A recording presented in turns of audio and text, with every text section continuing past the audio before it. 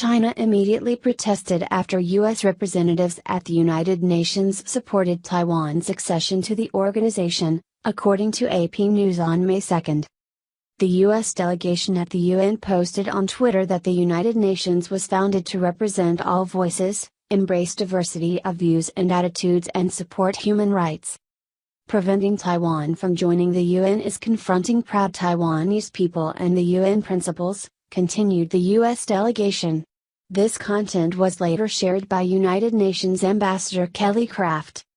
A spokesman for the Chinese delegation at the UN called the U.S. post serious violation of the UN General Assembly Resolution, 3 joint U.S. and Chinese announcements, as well as the territorial integrity and sovereignty of China. This is an excessive intervention in China's internal affairs and profoundly affects the morale of 1.4 billion Chinese.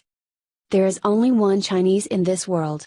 The government of the People's Republic of China is the only legitimate government that represents all of China, and Taiwan is an integral part of China, the spokesman said. The abrupt U.S. rise to Taiwan followed U.S. President Donald Trump's criticism of China over the COVID-19 pandemic. China considers Taiwan part of its territory and claims to be able to represent the island at the UN. Taiwan left the UN in 1971 when China joined the organization. Since then, Taiwan has been excluded from all other UN organizations.